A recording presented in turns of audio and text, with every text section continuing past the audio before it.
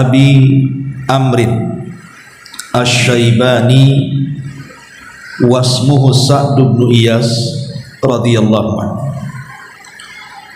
qala haddatsani sahibu hadhihi ad-dari wa asyara biyadihi ila dari Abdullah ibni Mas'ud radhiyallahu anhu qala sa'altu an-nabiyya sallallahu alaihi wasallam ayyul a'mali ahabbu ila Allah qala as-salatu ala waqtiha qultu thumma ay qala birrul walidain qultu thumma ayyu qala al-jihadu fi sabilillah qala haddatsani bihinna Rasulullah sallallahu alaihi wasallam walawis tazattuhu lazadani. Dari Abu Amr Asy-Syaibani, nama beliau adalah Sa'ad bin Iyas, beliau berkata, pemilik rumah ini telah bercerita kepadaku seraya mengisyaratkan dengan telunjuknya ke rumah Abdullah ibn Mas'ud radhiyallahu anhu, di mana Abdullah ibn Mas'ud radhiyallahu anhu berkata bahwa dirinya pernah bertanya kepada Rasulullah tentang amalan yang paling dicintai Allah.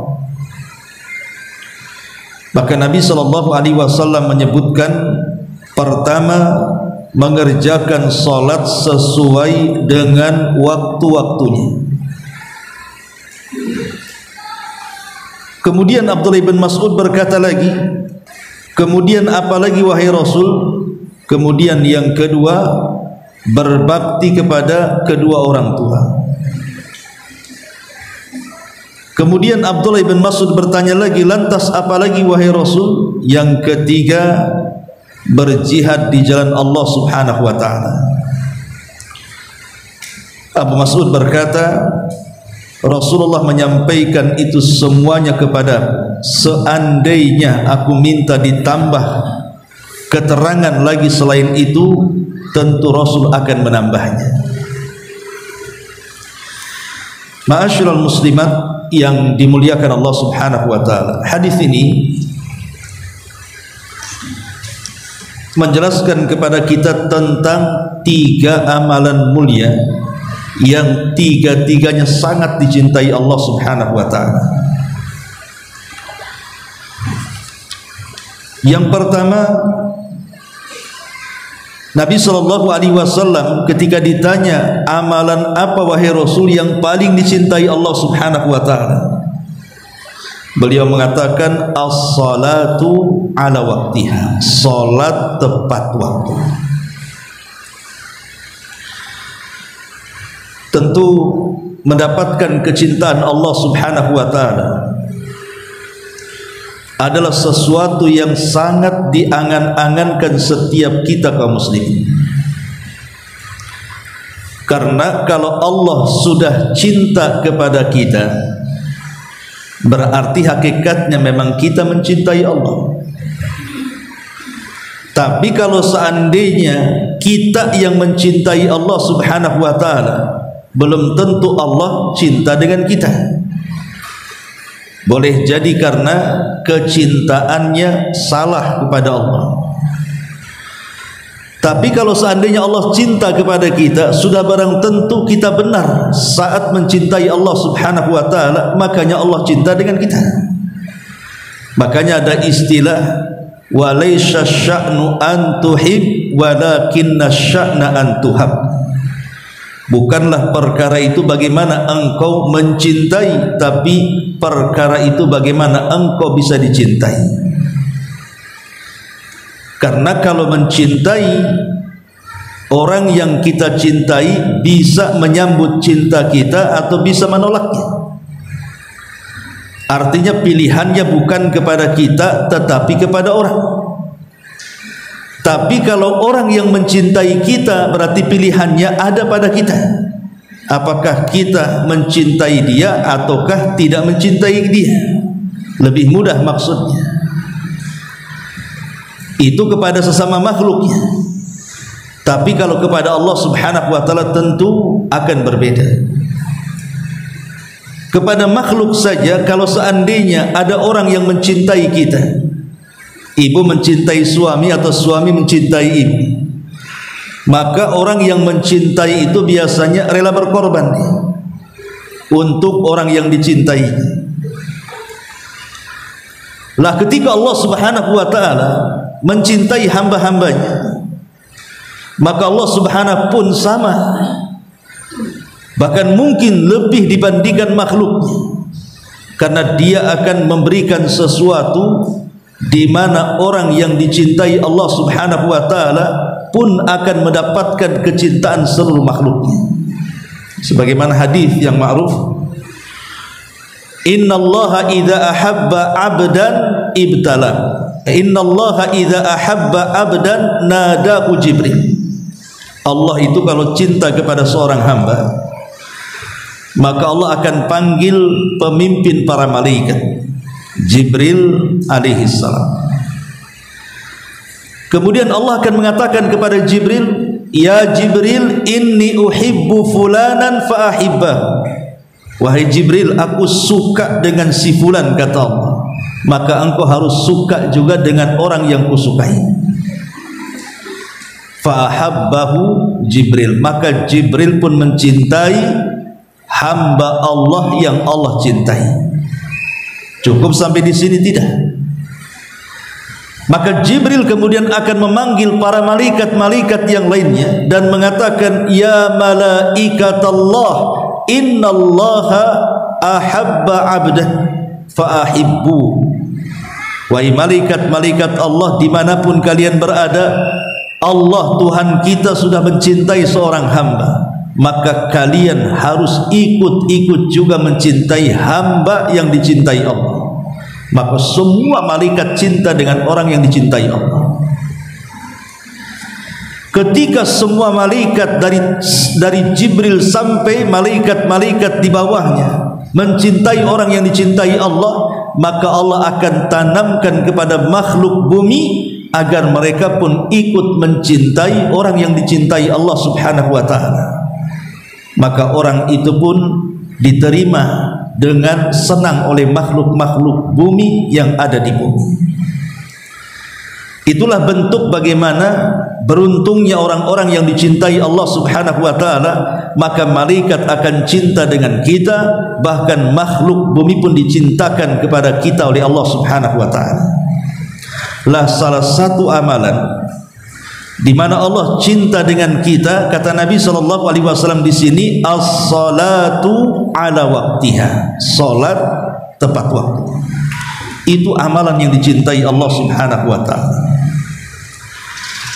Ada 10 poin tentang keutamaan orang yang salat tepat waktu itu. Pertama, salat tepat waktu itu seafdal-afdalnya. Di zaman Rasul ada seorang laki-laki bertanya kepada Nabi sallallahu alaihi wasallam, ayyul a'mali afdal? Rasul, amalan yang paling utama itu apa? Maka Rasul mengatakan, as-salatu ala waqtiha, salat tepat waktu. Jadi salat tepat waktu adalah amalan yang paling afdal. Yang kedua, salat tepat waktu itu adalah amalan yang dicintai Allah, sebagaimana hadis yang kita baca ini. Selain dia amalan yang paling afdal, dia juga adalah amalan yang paling dicintai Allah. Yang ketiga, salat tepat waktu itu neraka akan diharamkan kepada kita. Neraka akan diharamkan kepada kita. Berdasarkan hadis Nabi sallallahu alaihi wasallam, man hafadha ala salawatil khamsi ruku'ahuma wa sujudahuma wa mawaqitahunna. Di sini Rasul mengatakan sujud ruku'ahunna wa sujudahunna wa mawaqitahunna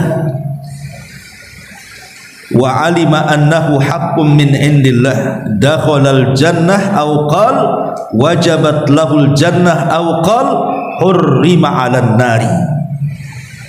Kata Nabi, siapa yang menjaga salat 5 waktu, dia jaga ruku-rukunya, dia jaga sujud-sujudnya, dia jaga waktu-waktunya. Lihat di sini ada 3 poin yang harus lebih diperhatikan dalam salat. Pertama ruku, yang kedua sujud, yang ketiga waktu. Kenapa? Adapun ruku dan sujud tempat dilunturkannya dosa-dosa kita. Jadi saat kita ruku, saat kita sujud, itu dosa-dosa yang dibebankan di bahu oleh Allah saat solat, dan di kepala itu berjatuhan. Makanya kenapa Nabi itu selalu mengingatkan soal tumakninah dalam 2 tempat ini, ruku dan sujud. Karena ada hadis yang mengatakan ada orang yang solat sudah 60 tahun tidak diterima solatnya gara-gara tidak meluruskan ruku dan sujudnya. Makanya jangan remehkan 2 perkara ini dalam solat, saat ruku dan saat sujud. Karena saat ruku disitulah kita mengagungkan Allah, dan saat sujud disitulah tempat mustajabnya doa, karena kedekatan sedekat mungkin kita kepada Allah itu saat sujud. Kemudian yang ketiga juga waktu, karena waktu ini juga yang menyempurnakan solat. Lah kata Nabi SAW, siapa yang menjaga rukuknya, sujudnya, waktunya, dan dia tahu itu bagian daripada tuntutan di sisi Allah, kecuali Allah akan masukkan ke dalam sorga. Dalam riwayat dia wajib masuk sorga, dalam riwayat diharamkan padanya neraka. Ini yang ketiga. Yang keempat, bahwa sholat tepat waktu itu ada kesempatan untuk melaksanakan sunnah.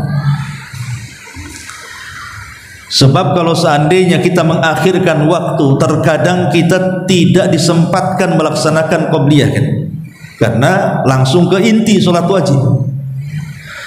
Tapi kalau tepat waktu itu kan masih ada waktu, masih panjang waktunya, sehingga memungkinkan kita melaksanakan qobliyah dan ba'diyah. Sementara qobliyah dan ba'diyah itu bagian daripada jabru salatil maktubah, menembel yang kekurangan saat sholat wajib. Boleh jadi saat sholat wajib ibu merenung, melamun, tidak khusyuk, sehingga mengurangi pahala sholat. Lah, pahala sholat yang kurang saat wajib itu bisa disempurnakan dengan qobliyah dan ba'diyah. Itulah keunggulannya orang yang sholat tepat waktu. Kemudian yang kelima, orang yang sholat tepat waktu itu adalah orang yang akan dipanjangkan umurnya dan juga diperbaiki amalannya. Sebagaimana hadis dari Abu Hurairah radhiyallahu anhu, kana rajulani, dahulu ada 2 orang laki-laki, aslama ma'a Rasulillah sallallahu alaihi wasallam, salat bersama, masuk Islam dua-duanya bersama Nabi, bersamaan dia masuk Islam. Fastashhada ahaduhuma, maka dalam perjalanan hidupnya 2 orang ini, salah satunya meninggal mati syahid.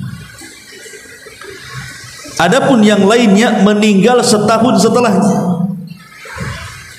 Ketika itu ada seorang sahabat namanya Talha ibn Ubaidillah. Dia bermimpi ketika 2 orang itu dihadapkan di pintu sorga.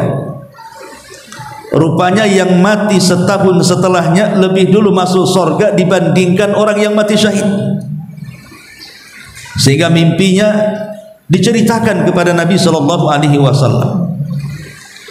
Maka Nabi SAW mengatakan, alaysa qad sama ba'da Ramadan, wa shalla 6,000 rak'atan kadza wa kadza rak'ata salata sunnati kadza wa kadza. Kata Rasul, kenapa kalian heran? Memang betul orang yang pertama mati syahid, dan orang mati syahid itu direct masuk surga tanpa hisab dan adab. Tapi orang yang kedua ini Allah panjangkan umurnya 1 tahun setelahnya. Memang dia tidak mati syahid, tapi dia mendapatkan bulan Ramadan. Di bulan Ramadan dia puasa, di bulan Ramadan dia sholat sekian ribu rakaat, baik yang wajib ataupun yang sunnah. Ya tentu amalan atau pahala yang dibawa dia jauh lebih banyak dibandingkan orang yang mati syahid. Makanya Allah masukkan ia ke dalam surga lebih dulu dibandingkan yang pertama. Lah di sini ada isyarat bahwa ketika Rasul menyebutkan dia sudah melaksanakan sholat sekian dan sekian itu, tentu yang dimaksud juga di dalamnya adalah sholat tepat waktu. Karena kalau mengakhirkan waktu itu kan tidak dapat pahala. Justru dicela dalam Quran, fawailul lil musallin alladzina hum an salatihim sahun. Celaka orang yang mengakhir-akhirkan sholat karena dianggap sahun, orang malas. Ya. Kemudian juga yang nomor 6, akan diangkat derajatnya. Orang yang sholat tepat waktu itu akan diangkat derajatnya berdasarkan hadis Tsauban radhiyallahu anhu. Kemudian yang nomor 7, akan menjadi teman Nabi SAW di surga. Dan itu berdasarkan hadis Rabi'ah ibn Ka'ab al-Aslami radhiyallahu anhu. Kemudian yang nomor 8, orang sholat tepat waktu itu akan lebih khusyuk dalam sholatnya dibandingkan orang yang mengakhirkan.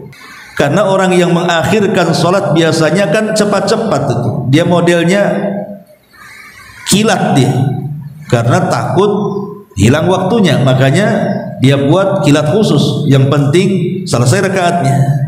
Tapi kalau orang sholat tepat waktu itu kan karena panjang waktunya, dia bisa memperpanjang rukuknya, dia bisa memperpanjang sujudnya, dia bisa memperpanjang bacaannya, dia lebih tumakninah lagi, sehingga akan memperoleh kehusyuan. Dan khusyuk itu adalah sebab dari sebab-sebab masuk surga. Dan itu berdasarkan hadis Uqbah ibn Amir al-Juhani. Yang nomor 9, bahwa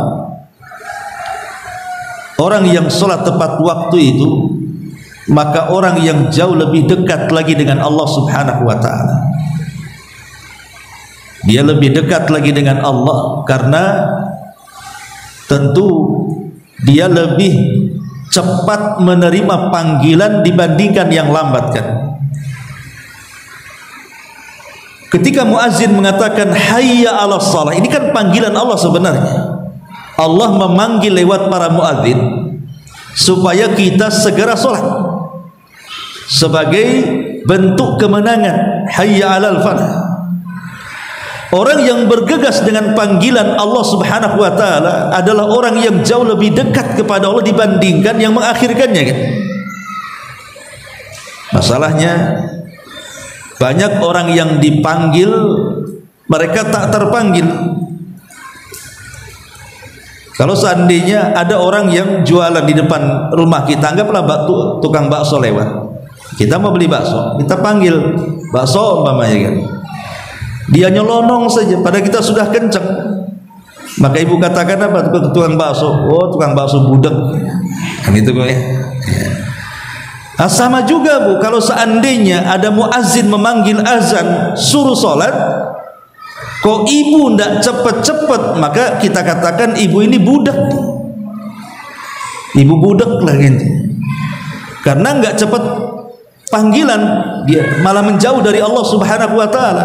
Maka orang yang tepat waktu adalah orang yang sangat dekat dengan Allah Subhanahu wa ta'ala karena langsung memenuhi panggilannya. Dan itu yang membuat Allah senang. Kita saja kalau nyuruh anak cepat-cepat dia ngikutin perintah kita, orang tuanya, kita senang dengan anak itu. Dan yang terakhir tentunya juga orang yang sholat tepat waktu itu, maka dia bisa mendapatkan pahala sebanyak-banyaknya. Dia bisa sholat sunnah qabliyah ba'diyah, Dia bisa memperpanjang bacaannya, memperlama sholatnya. Setelah sholat masih bisa untuk berzikir, membaca Quran, dan begitu seterusnya kan. Tapi kalau sudah mepet-mepet mau selesai, itu jarang biasanya. Dia terfokus kepada sholat wajibnya saja. Itulah diantara keutamaan orang yang sholat lima waktu. Kemudian amalan yang kedua, kata Nabi SAW, amalan yang kedua yang paling dicintai Allah Subhanahu wa taala adalah birrul walidain, berbakti dengan kedua orang tua. Di dalam Al-Quran, kata Abdullah ibn Abbas radhiyallahu anhuma, ada 3 ayat yang masing-masing ayat itu terdiri daripada 2 perintah, di mana kalau salah satu perintahnya dilaksanakan dan yang lainnya ditinggalkan, maka tidak akan diterima. Dengan kata lain, 2 perintah itu sifatnya perintah berantai, tidak boleh dipisahkan satu dengan yang lainnya. Yang pertama, Allah mengatakan aqimus salata wa atuz zakat. Tegakkan salat, tunaikan zakat. Orang kalau hanya menegakkan salat tapi tidak mau bayar zakat, maka salatnya belum diterima. Orang yang kalau hanya menunaikan zakat tapi meninggalkan salat, maka zakatnya tertolak. Yang kedua, Allah Subhanahu wa taala mengatakan atiullaha wa atiur rasulah. Taati Allah dan taati Rasul. Orang kalau hanya taat kepada Allah tapi bermaksiat kepada Rasul, maka percuma ketaatannya. Orang kalau hanya taat kepada Rasul tapi bermaksiat kepada Allah pun percuma ketaatan kepada Rasulnya. Harus dua-duanya terlaksana. Ya taat kepada Allah, di satu waktu juga taat kepada Rasulnya. Dan yang ketiga, anishkurli wali walidaika. Bersyukurlah akan nikmat-nikmatku, kata Allah, kemudian syukuri juga keberadaan orang tua kalian. Orang kalau hanya pandai bersyukur akan nikmat Allah tapi tidak bersyukur kepada orang tua, maka dia belum bersyukur. Orang yang kalau hanya bisa bersyukur kepada orang tua tapi tidak pernah mensyukuri nikmat Allah, dia pun belum dianggap bersyukur. Maka syukur kepada Allah juga disertakan dengan syukur kepada kedua orang tua. Makanya Rasulullah mengatakan, "Man lam yashkurin nasa lam yashkurillah." Siapa yang tidak bersyukur kepada manusia, maka belum dianggap bersyukur kepada Allah Subhanahu wa taala. Ma'asyiral muslimat yang dimuliakan Allah Subhanahu wa taala, di dalam Al-Quran surah Al-Isra ayat 23, Allah Subhanahu wa taala menjelaskan tentang bagaimana birrul walidain itu amalan yang sangat penting sekali. Allah mengatakan, wa qadha rabbuka alla ta'budu illa iyyah wa bil walidaini ihsana. Dan Rabbmu telah memerintahkan kepadamu, jangan kau sembah kecuali Allah Subhanahu wa taala, dan dengan kedua orang tua berbuat baiklah. Di dalam ayat ini Allah Subhanahu wa taala menyebutkan satu nafas antara perintah tauhid dan perintah berbakti kepada orang tua, menunjukkan bahwa berbakti kepada orang tua itu sangat mulia karena disebut satu nafas dengan perintah tauhid. Dan itu bukan satu ayat Al-Isra 23 saja. Hampir di semua ayat Al-Quran, kalau ada perintah tauhid mesti diiringkan dengan perintah birrul walidain. Seperti Allah mengatakan, u'budullaha wa la tusyriku bi syai'an wa bil walidaini ihsana. Dalam surah An-Nisa, sembahlah Allah, jangan sekutukan Allah, dan tetaplah berbuat baik kepada kedua orang tua. Dengan diiringkannya perintah tauhid dan birrul walidain, menunjukkan birrul walidain itu sangat mulia di hadapan Allah Subhanahu wa taala. Ma'asyiral muslimat yang dimuliakan Allah Subhanahu wa taala. Dan kalau cerita tentang orang tua, Kita tahu bahwa orang tua itu kan terdiri daripada ayah dan juga ibu, dan dua-duanya sangat berperan bagi kita, sehingga tidak bisa kita hanya berbuat baik kepada bapak melupakan ibu, atau berbuat baik kepada ibu dan melupakan bapak. Tidak, dua-duanya punya peran bagi anak. Adapun peran si bapak jelaslah ya, sebagai orang tua, si bapak pasti dialah yang kemudian menafkahi seluruh keluarganya, termasuk anak-anaknya kita. Terkadang orang tua mencari nafkah ini tidak kenal lelah, pergi pagi pulang petang, berkeringat banting tulang, pokoknya terkadang mereka tidak kenal waktu demi menghidupi anak-anaknya.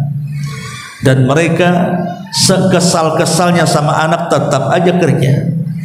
Belum pernah ada cerita ada orang kaya yang terus memberikan makanan kepada orang miskin setiap hari, seperti bapak memberikan makan kepada kita anak-anaknya setiap hari, walaupun dia miskin. Coba sebutkan, sak kaya-kayanya orang sanggup memberi makan anak orang loh ya, bukan anaknya sendiri. Nggak akan sanggup. Pasti juga ada waktu-waktunya dia tidak akan mampu memberikan itu. Tapi kalau bapak walaupun miskin, tetap dia cari supaya anaknya makan. Dan itu perjuangan. Lebih-lebih daripada itu, seorang ayah itu kan pelindung bagi anaknya. Dia tidak akan tinggal diri kalau seandainya anak itu sampai disakiti orang. Bahkan memuncak kemarahannya kalau seandainya anaknya dihina, disakiti, luar biasa ya. Karena memang posisi bapak bukan hanya memberikan nafkah, tapi juga memberikan perlindungan, bahkan menjadikan kebanggaan bagi anak. Karena terkadang orang menghormati kita sebagai anak itu karena menghormati bapak kita. Makanya ada orang yang marah sama anak orang gitu kan, oh kalau bukan karena bapakmu sudah kuantem kamu, kan ada. Jadinya kan nggak jadi karena lihat bapaknya kan. Nah ini kan jasa orang tua ini, maksudnya dari segi ayah tidak bisa diremehkan dalam keluarga. Kemudian yang kedua ibu, kalau ibu sudah jelas lah, ibu lebih paham. Ibu lebih sibuk dibandingkan bapak ketika mengurus anak-anaknya, dan lebih berat. Dari mulai mengandung, bapak tak mengandung, bahaya kalau bapak mengandung, LGBT itu. Yang kedua, melahirkan lebih bahagia lagi karena taruhannya nyawa. Kemudian menyusui dan membesarkan. Jadi manusia yang paling sibuk dengan anak itu adalah ibu, karena ayah ini ketemunya malam dan pagi saja. Karena dari pagi sampai siang sampai sore boleh jadi di tempat pekerjaan tuh. Jadi yang paling banyak bergelut dengan anak ya ibulah. Makanya wajar kalau seandainya ketika Rasul ditanya, Rasul, siapa manusia yang harus lebih kudahulukan dalam berbuat baik kepada mereka, ayah ataukah ibu? Kata Rasul, ummuka ibu, kemudian ibu, kemudian ibumu, baru kemudian ayah. Sebagian surah hadis mengatakan, kenapa ibu disebut tiga? Karena dia yang mengandung, karena dia yang melahirkan, karena dia yang menyusui. Itu sebabnya Rasul menyebut 3 kali kalimat ibu. Ma'asyiral muslimat yang dimuliakan Allah Subhanahu wa taala. Secara singkat ada 10 perkara kita sebagai anak di hadapan orang tua. Pertama, annahu idza ihtaja ila ta'am at'ama. Kalau orang tua kita berhajat kepada makan, maka anak harus memberi makan. Dan makanan yang kita berikan kepada orang tua kita, itu pula makanan yang kita makan. Jangan pula kita makan yang enak, orang tua asal makan, itu kan kurang ajar ya. Karena di zaman sekarang ini aneh. Contoh umpamanya orang tua ngajak anaknya, "Yona, kita makan di warung Padang sana." Ini kalau sudah sampai warung Padang kemudian sudah makan, buru-buru anaknya yang kasih uang.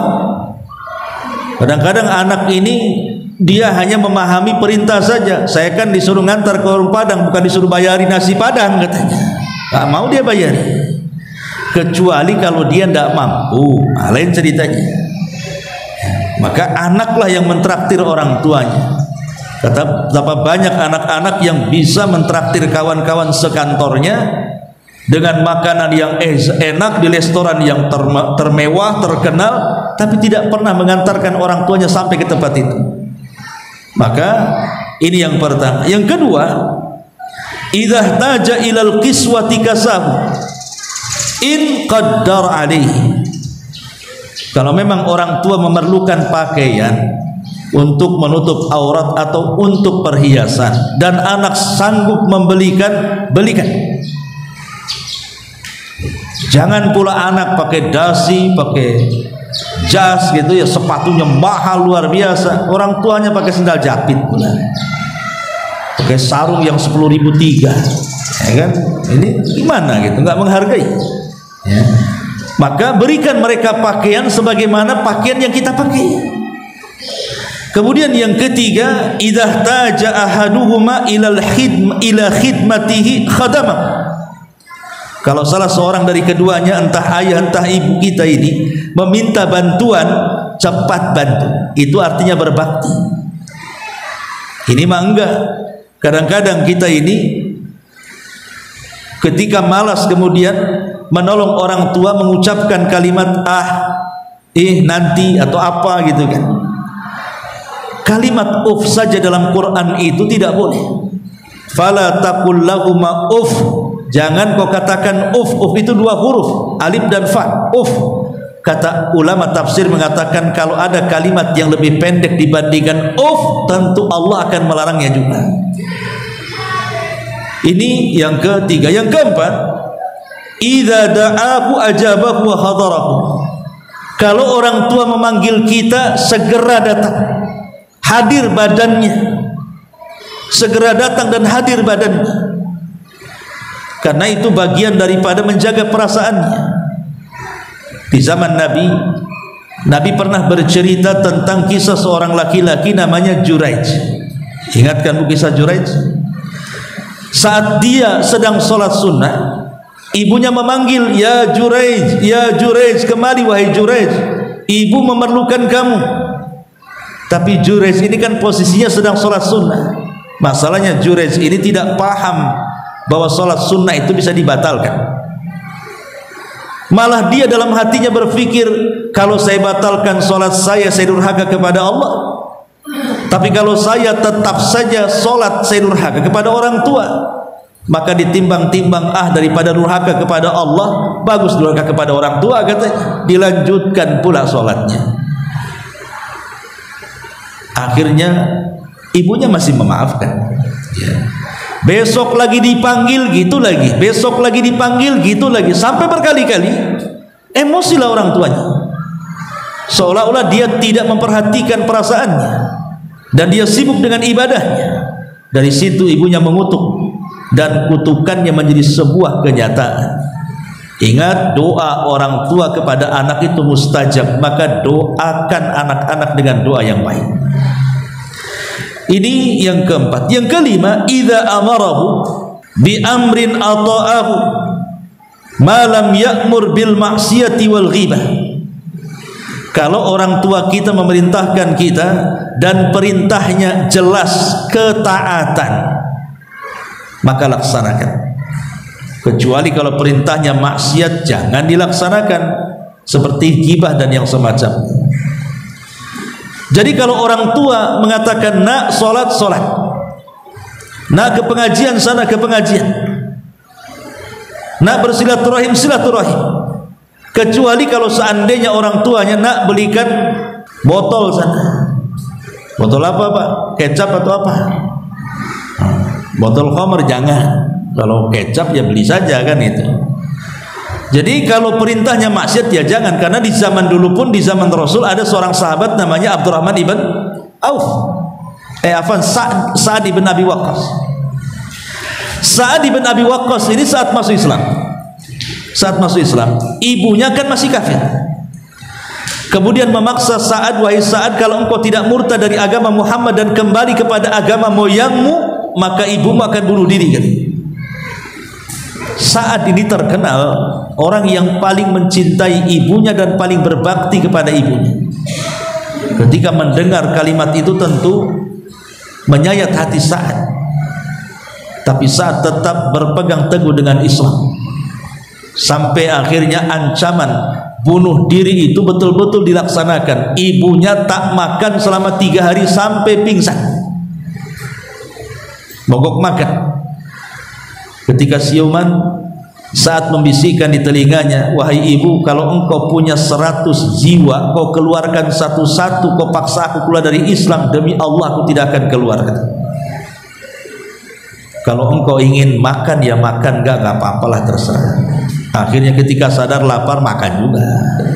Itu contoh. Turun dari sini ayat, wa in jahadaka ala an tusyrika bima laisa laka bihi ilmun fala tuti'hu. Kalau kedua orang tua memaksakan kamu untuk berbuat syirik, menyekutukan Allah, jangan taati keduanya. Tetapi kata Allah, wa sahibhuma fid dunya ma'rufa. Tetap kita berbuat baik walaupun orang tua kita kafir sekalipun, apalagi orang tua kita muslim, maka harus lebih berbuat baik lagi. Kemudian yang keenam, an yatakallam ma'ahu bil lin wa la yatakallam ma'ahu bil kalamil ghalidh. Bicara dengan santun, bicara dengan lembut, pilih kata-kata yang layak, pilih diksi yang baik, gitu kan. Jangan sampai kemudian kata-kata kita ini melukai hati orang tua.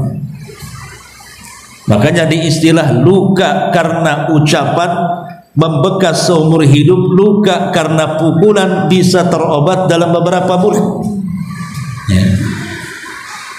Karena biasanya luka karena ucapan ini susahlah orang melupakan ucapan ini. Nanti ada masalah sedikit dengan orang tua, ingat lagi dengan yang itu, akhirnya ditambah lagi dosanya. Ya, makanya itu penting. Kemudian juga yang ketujuh, alla yad'u bismihi. Jangan memanggil namanya. Kadang-kadang di zaman sekarang banyak anak itu memperlakukan orang tua kayak CS-nya, ya kan, kayak kawannya. Dia bilang bapaknya itu bukan bapaknya. Gimana bro? Saya dengar itu ada anak bilang sama bapaknya, gimana bro? Katanya, kurang ajar. Ya. Jadi terkadang di zaman sekarang ini ada anak yang menyamakan seolah-olah bukan orang tuanya. Kononnya biar akrab, bukan masalahnya. Masalah panggilan ini masalah etika. Lihat bagaimana Ibrahim saja, bapaknya pembuat patung, penjual patung, dan mengambil hasil dari patung, tetap dia mengatakan kepada ayahnya, ya abati, wahai ayah, wahai ayah. Tidak mengatakan ya Azar karena dia penyembah berhala kemudian disebut namanya, tidak juga. Makanya jangan memanggil namanya. Kemudian juga yang ke-8, an yamshiya khalfahu, berjalan di belakangnya. Kalau orang tua kita berjalan, biar orang tua yang duluan, kita di belakang. Ya. Dan yang namanya orang tua itu kan ada 3. Disebut orang tua itu ada 3. Ada orang tua yang melahirkan kita, ada orang tua yang menitip anaknya kepada kita, ada orang tua yang berjasa karena memberikan ilmu kepada kita. Itu 3-tiganya orang tua. Adapun orang tua yang melahirkan kita, ma'ruflah orang tua kita. Ya. Adapun orang tua yang menitipkan anaknya kepada kita, entah menitipkan anak laki-lakinya kepada kita atau anak perempuannya kepada kita, itu disebut dengan mertua. Mertua itu istilah saja, sama dengan orang tua. Mau mertua mau orang tua, dua-duanya orang tua. Karena kalau kita tidak menghormati mertua, itu sama tidak atau sama dengan menyakiti pasangan. Umpamanya seorang istri tidak menghormati orang tua suaminya, itu sama dengan menyakiti suaminya. Atau suami tidak menghormati mertua, itu sama dengan menyakiti istrinya. Lah ini dua-duanya orang tua, dua-duanya harus dihormati. Lah dalam bentuk etika disebutkan di sini ya berjalan di belakangnya itu kan sebuah kinayah, bukan hanya berjalan saja dalam bab bermusyawarah. Pamannya orang tua ini memiliki ide, ya kan? Dengarkan idenya dulu. Siapa tahu idenya lebih cemerlang karena mereka lebih banyak makan asam garam. atau demi menghormati, padahal mungkin idenya masih lebih baik ide anaknya, nggak apa-apa dahulukan, bagus juga ini bapak ini, padahal sebenarnya ide dia tidak baik kan begitu, masih baik anaknya, tapi demi memuliakan orang tuanya udah nggak apa-apa, apa maunya orang tua ikut aja selama tidak menyimpang. Nah itu juga bagian daripada etika maksudnya. Kemudian yang nomor 9, an yardhalahu ma yardha li nafsi wa yakrah lahu ma yakrah li nafsi. Hendaklah redha dengan orang tua sebagaimana kita redha kepada diri kita sendiri, atau membenci yang dibenci orang tua. Redha yang membuat orang tua redha, benci yang dibenci orang tua. Bapaknya orang tua suka apa gitu ya, ya turuti saja biar dia redha. Ini orang tua ini kalau saya berkunjung mungkin buah kesukaan dia nangka umpamanya, ya enggak apa-apa, nangka aja dibawa kan, biar dia suka. Oh berarti anak ini tahu nih kesukaan orang tuanya. Atau suka pakaian warna tertentu, sarung warna tertentu, ataupun apa ya kan, jarik warna tertentu, pokoknya yang membuat suka orang tua pelajari. Makanya bodoh kalau anak tidak tahu kesukaan orang tua tuh. Ya orang tua suka apa atau jalan kemana gitu ya, supaya dia redha. Dan benci yang dibenci orang tua. Kalau orang tua benci anaknya umpamanya suka keluyuran, ya jangan keluyuran. Kalau orang tuanya tidak suka anaknya itu pemabuk, jangan mabuk. Kalau orang tua tidak suka ngerumpi, jangan ngerumpi gitu maksudnya. Lah itu namanya membenci apa yang dibenci orang tua. Dan yang terakhir, an yad'ulahu bil maghfirati. Banyak-banyak berdoa ampunan kepada orang tua. Sebagaimana ayat yang mengajarkan kepada kita, Rabbighfirli wali walidayya warhamhuma kama rabbayani shaghira. Ya Allah, ampunilah dosa-dosaku dan dosa kedua orang tuaku, dan berikan rahmat kepada mereka orang tua itu. Jadi ini diantara 10 perkara juga yang berkaitan dengan birrul walidain. Kemudian amalan yang ketiga kata Nabi sallallahu alaihi wasallam, al jihadu fi sabilillah, berjihad di jalan Allah Subhanahu wa taala. Jihad di jalan Allah Subhanahu wa taala, tentu yang namanya jihad itu kan macam-macam.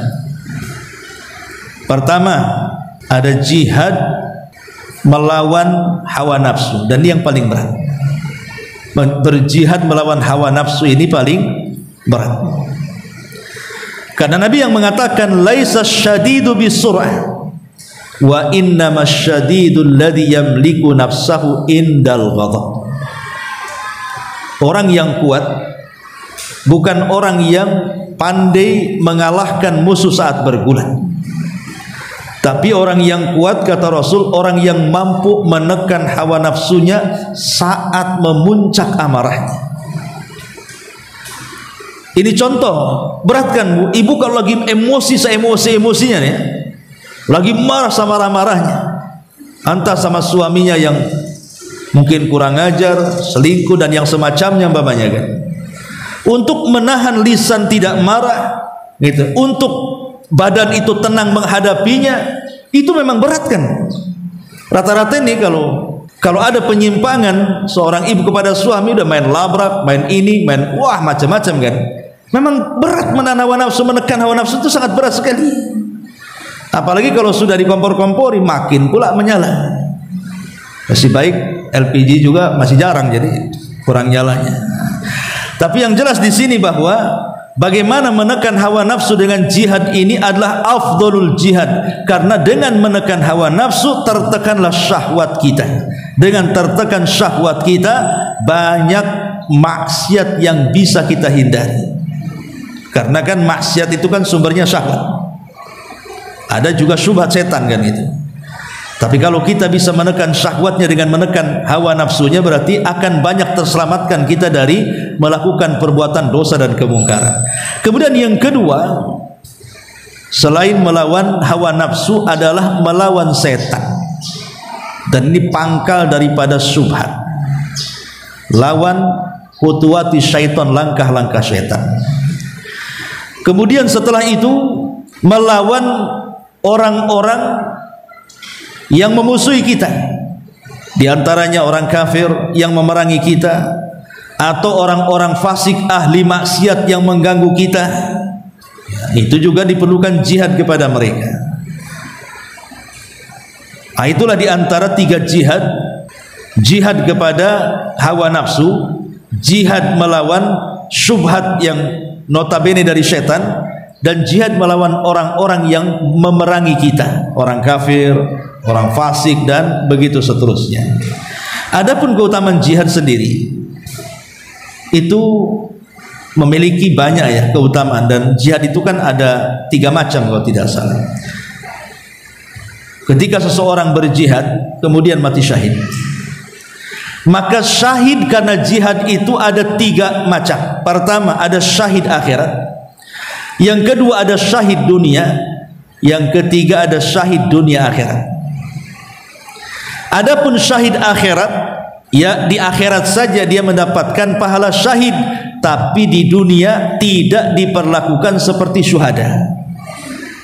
Lah mereka lah seperti sahibu hadmin, orang yang tertimpa barang benda-benda keras kemudian mati, seperti orang yang kerja di bangunan tiba-tiba roboh bangunannya, ketimpa mati, syahid ya. Orang yang kemudian ibu sedang naik kapal dari Batam ke Jawa, dari Batam ke Padang, dari Batam ke Lombok, dari Batam ke mana lah, tenggelam kapalnya, ikut pula kita tenggelam di situ, syahid ya kan. Atau seorang yang melahirkan, ibu melahirkan anaknya selamat, ibu pula meninggal, syahid ya. Atau orang yang meninggal karena sakit perut, syahid. Itu namanya syahid akhirat. Dia mendapatkan pahala sebesar pahala orang mati syahid. Tapi di dunia ya tidak seperti syuhada muamalahnya, tetap dimandikan, dikafankan, disolatkan, dikuburkan ya. Sebab kalau orang yang mati di medan perang kan tak boleh dimandikan, biar darahnya itu masih menempel di pakaiannya sebagai bukti bahwa dia mati di atas jihad. Ini yang pertama. Yang kedua, ada syahid dunia tapi tidak syahid akhirat. Nampaknya dia syahid seperti orang yang berperang karena riya, orang yang berperang karena harta rampasan perang. Itu tidak syahid di akhirat. Di dunia ya dia mati syahid karena mati di medan perang kan begitu. Tapi kan dia niatnya perangnya bukan karena Allah, berarti dia hanya syahid dunia saja, tidak syahid akhirat. Lah kalau seandainya selain dia ikhlas dalam perang, kemudian Allah takdirkan mati saat peperangan, itulah yang disebut dengan syahid dunia akhirat. Nah itu bicara soal syahid. Adapun keistimewaan orang yang berjihad itu, yang pertama, jihad itu seafdol-afdolnya amal. Berdasarkan hadis Abi Hurairah, ketika Rasul ditanya, Rasul amalan yang paling afdol apa? Maka Rasul mengatakan, imanun billah, beriman kepada Allah, wa rasulihi, dan kepada Rasulnya, wal jihadu fi sabilillah. Kemudian yang kedua jihad di jalan Allah, dan yang ketiga hajjul mabrur, haji yang mabrur. Dari hadis ini mengatakan bahwa jihad itu seafdol-afdolnya amal. Kemudian juga hadis yang kita baca, jihad itu amalan yang paling dicintai Allah. Kemudian yang ketiga, bahwa puncak urusan Islam itu ada di jihad. Puncak urusan dalam Islam itu ada di jihad. Rasul mengatakan, Rasul amri al-Islam wa amuduhu as-salatu wa dhirwatus sanami al-jihadu fi sabilillah. Pokok urusan hidup manusia adalah Islam. Maka kalau mau bicara, bicarakan Islam. Mau ngobrol, ngobrolkan Islam. Mau nulis, tulislah Islam ya. Itu karena pokok urusan hidup kita masalahnya. Kemudian Islam yang mulia ditopang dengan ibadah salat, karena salat itu tiang agama. Lah puncaknya adalah jihad, kata Rasul. Kemudian yang ketiga, yang keempat, bahwa berangkat menuju jihad di jalan Allah itu lebih baik daripada dunia dan isinya. Rasul mengatakan, ribatu yaumin fi sabilillah khairun minad dunya wa ma 'alaiha. Berjaga di jalan Allah itu lebih baik daripada dunia dan seluruh isinya. Kemudian juga di antara keutamaan jihad adalah darajatul mujahidina fi sabilillahi aliyah. Tingkatan-tingkatan di sorga bagi para mujahid ditempatkan di tempat yang paling tinggi. Ya.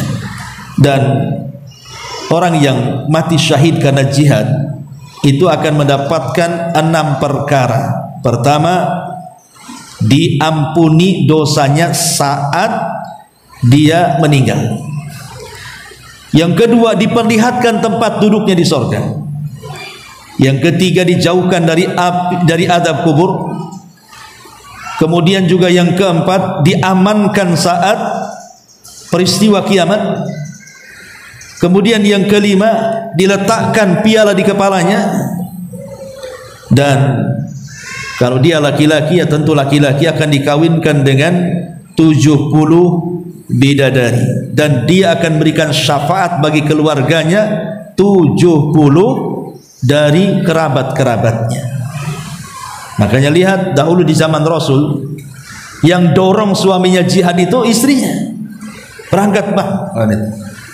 Kenapa? Karena pahalanya sedemikian besar. Sebab kalau nanti dia meninggal, dia akan berikan syafaat kepada kita pada hari kiamat kan itu. Dan itu salah satu keistimewaan jihad di jalan Allah Subhanahu wa taala. Dan orang yang berjihad di jalan Allah sama dengan orang yang puasa terus-terusan atau sholat malam terus-terusan. Walaupun ketika dia berperang mungkin dia meninggalkan sholat sunnah, tapi pahalanya sholat sunnah dia dapat walaupun tidak sholat sunnah. Saat jihad dia tidak sholat malam, maka tetap dia dapat pahala sholat malam. Dan itu bagian daripada keutamaan orang yang berjihad.